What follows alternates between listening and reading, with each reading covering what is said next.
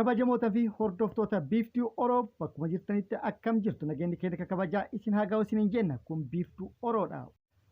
Oduu sa'a kana kan biyya keessattiif kan biyya alaa qabatee dhiyaatee jira hanga dhuma sagantaa kanatti wajji turaan immoo affeerradha.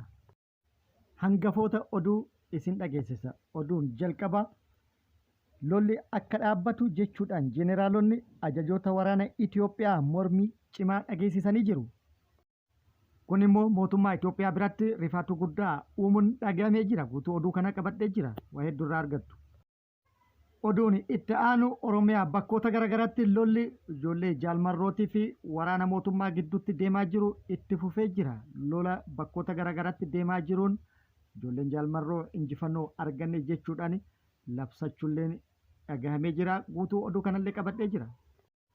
Ameerikaa Kaalifoorniyaa naannawa Los Aanjelesitti ibiddi maaxaa bifa haaraan qabatuun dhagahamee jira. Miidhaa guddaa dhaqqabsiisaa akka jirus dhagahamee jira. Dabalataanis Ameerikaan baqattoonni garaan Ameerikaa imaluu akka dhaaban yeroof ajaja dabarsitee jirti.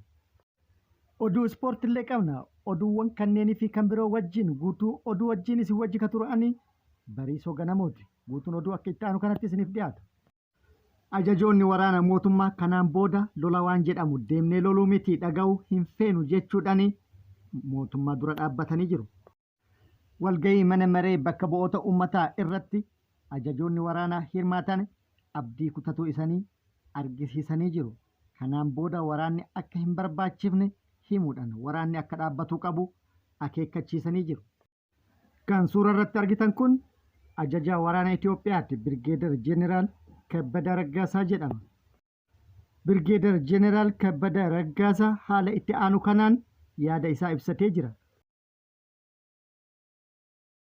Ajaja isin nutti kennitaniin hanga biyya alaatti deemnee dhiigni nu jigee jira. Daangaa biyya teenatiifis dhiigni nu jigee jira. Akkasumas amma lola nun ilaallen dhiigni nu jigaa jira. Wareegaman taane kafalaa jirra. Uummata keenya gatii kafalchiisaa jirra. Kanaan booda tokko nutis uummanni keenyas shororkaa'uu hin qabnu. Lama nutis uummanni keenyas aarsaa akka taanu hin barbaannu. Gadi ta'a mari'adhaa jedhee jira. ብዙ ቦታ ሄጄ አይቼዋለሁ። እዚህ ብቻ አይደለም ደማችን የሚፈሰው የሰው ሀገር ሄደንም ደም እናፈሳለን። እናንተ በምትልኩን በምትሰጡን ትእዛዝ መሰረት። ስለዚህ እኛ ከዚህ በኋላ እኛም ህዝባችንም እንዲበጠበጥ ደሙ እንዲፈስ እንድንሰዋ አንፈልግም። ቁጭ ብላችሁ ተወያዩና ችግራችሁን ፍቱ። ስለዚህ ይሄ የእያንዳንዱ የኢትዮጵያ ወታደር ድምጽ ነው።